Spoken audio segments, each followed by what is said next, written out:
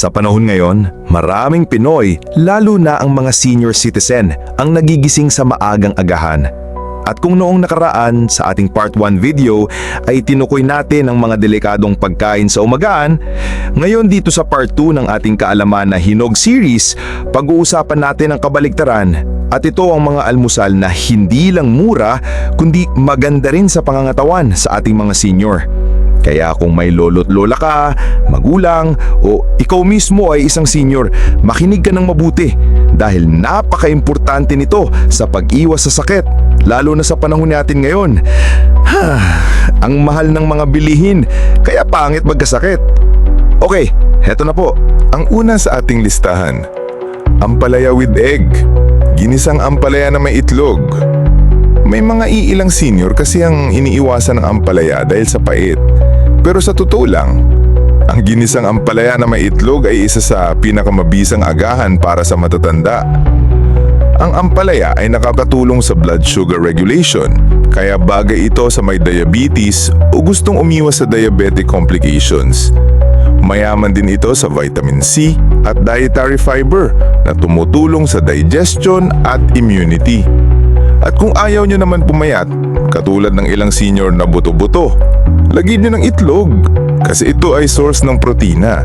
Ang trabaho ng protina ay para sa pagpapanatili ng mga muscle ng ating katawan, lalo na sa mga matatanda na unti-unting humihina.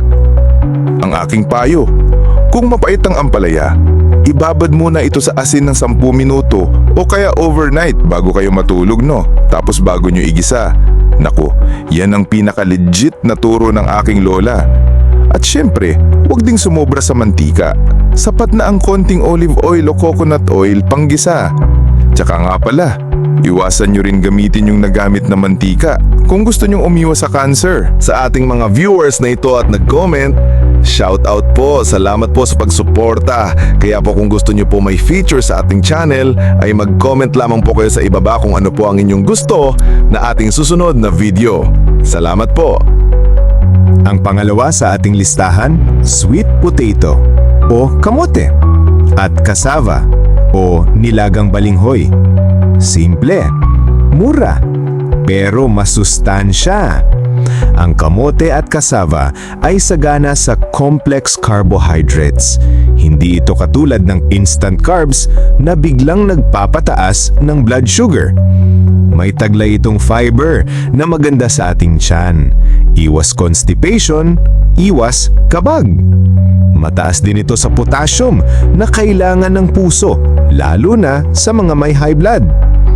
Ang aking payo, iwasan ng sobrang asukal o condensed milk. Kung gusto ng flavor, lagyan lang ng konting kinayod na nyog o latik na hindi matamis. Pwede ring sabayan ng herbal tea o kaya isawsaw sa ating pangatlo. Siyempre ang gatas. Ang alam ng ibang senior, ang gatas pang bata lang. Doon kayo nagkakamali. Mas kailangan nyo ito. Ang calcium at vitamin D mula sa gatas ay mahalaga. Narinig nyo ha? Mahalaga sa pagpapatibay ng buto nyo. Iwas sa pagrupok, rayuma at osteoporosis. May tryptophan din ito. Natural na amino acid na nagpapakalma at tumutulong sa mood natin. Ang aking payo? Ipalit na ang gatas sa ape, lalo na kung acidic ka. Mainam ito kung may kasabay na saging o tinapay. Pa-like naman at mag-subscribe sa ating channel. Maraming salamat po! Pang-apat sa ating listahan, pandesal with malunggay. Ang pandesal ay bahagi na ng buhay Pinoy, pero para sa seniors, mas mainam kung ito ay may dagdag na sustansya. Ang malunggay pandesal ay may iron, calcium at vitamins A at C, panlaban sa anemia, osteoporosis at mahinang resistensya. Mas mataas din ang fiber content nito kumpara sa ordinaryong tinapay. Ang aking payo, kahit wag nyo ng palamanan, sabayan nyo lang ng gatas. Hindi lahat ng prutas ay kayang isustain ang lakas ng senior sa umaga. Kaya eto, sinama natin sa listahan pang-5, ang nilagang saba. Ito ay mababa sa fat pero mataas sa natural na energy source, good for active seniors. May potassium at magnesium para sa kalusugan ng puso at muscles. Ang aking payo, mas mainam ang sabang nilaga kaysa pinarito. Pero kung gusto ng iba't ibang texture, pwede itong ihalo sa oatmeal.